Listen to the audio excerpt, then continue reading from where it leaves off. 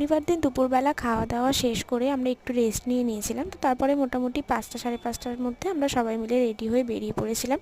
দিদিদের এখানে না খুব সুন্দর সুন্দর কয়েকটা মন্দির আছে, তো সেগুলো দেখার জন্যই বেরিয়েছিলাম। তো দেখো সামনে আমার বাবা দিদির ছেলে হাঁটতে হাঁটতে যাচ্ছে, আর এখানে আমিও রেডি সেডি হয়ে বেরিয়ে গেছি। আর এই যে পিছনে আসছে বরমশাই। আর সেদিনকে না ঠান্ডাটা ভালোই ছিল, গ্রামের দিকটা তো একটু বিকাল বিকাল হলে ঠান্ডাটা ভালোই থাকে, আর হাওয়াও চালাচ্ছিল প্রচণ্ড পরিমাণে, তাই সোয়েটারটাও পরেই নিয়েছিলাম। আর সেদিনকে গেছিলাম হচ্ছে মা, দিদি, আমি, জামাইবাবু, বাবা, দিদির ছেলে আর আমার বরমশাই সবাই মিলেই গেছিলাম। আর আমরা যেহেতু কালকে বাড়িও চলে যাব, তাই ভাবলাম আজকেই ঘুরে নিই।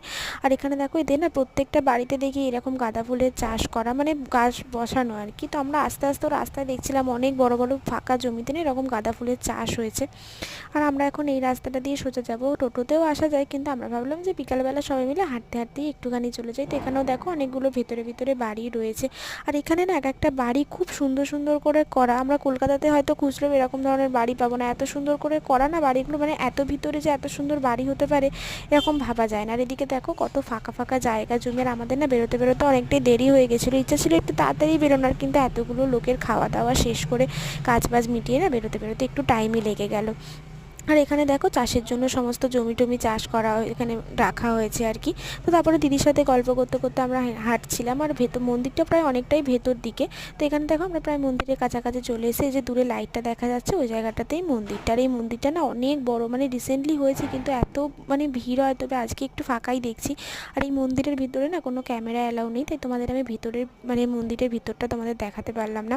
আর বাইরেটা দেখো কত সুন্দর করে করা, তাও আমরা ভেতর দিকটা পুরোটা যেতে পারি না। আর কিছুদিন পরে না এই মন্দিরের এখানে অনেক বড় অনুষ্ঠান হয়, প্রত্যেক বছরই হয়, প্রায় লাখ লাখ মানুষ এখানে আসে, ভোগ খায়, মানে প্রচুর ভিড় হয় এখানে। আর এটা হচ্ছে অরিজিনাল মন্দিরটা যেখানে আগে পুজো হতো। তো এখন এই মন্দিরটাতেও পুজো হয়, কিন্তু এই মন্দিরটার বদলে এখন এই বড় মন্দিরটাকে সুন্দর করে করা হয়েছে। তো আমরা এখানে অনেকটা সময় কাটিয়েছিলাম, এখানে অনেকক্ষণ বসেছিলাম, অনেক ফটোও তুলেছিলাম। তো তারপরে আমরা এখন বেরিয়ে যাব। আর এখানে দেখো বর্মশাই কী সব যেন দেখছিল, মানে ও আগে না কখনো এত গ্রামের দিকে আসেনি, তো তাই ওর কাছে এগুলো অনেকটাই নতুন। আমরা আগেও এসেছি, ঘুরেছি, যে আমার দিদির ছেলে। আর এই দেখো যেতে যেতে না আমাদের পুরো অন্ধকার হয়ে গেছিলো রাস্তাটাতে, একটাও স্ট্রিট লাইট ছিল না। আমাদের না প্রচণ্ড একটু ভয় ভয় লাগছিলো, আর বর্মশাই ইচ্ছা করে আমাকে আরও ভয় দেখাচ্ছিলো। তো তারপরে দেখো আমরা এখন চলে এসেছি। আর এখানে এই যে মন্দিরটা, এটা হচ্ছে একটা কালী মন্দির। এই মন্দিরটা না খুব জাগ্রত, এখানে প্রায় প্রত্যেক দিনই বিয়ের অনুষ্ঠান হয়। আর সেদিনও আমরা এসেছিলাম দেখো। আর এই মন্দিরেও ভেতরে ক্যামেরা করতে দিচ্ছিল না, তাই বাইরে থেকে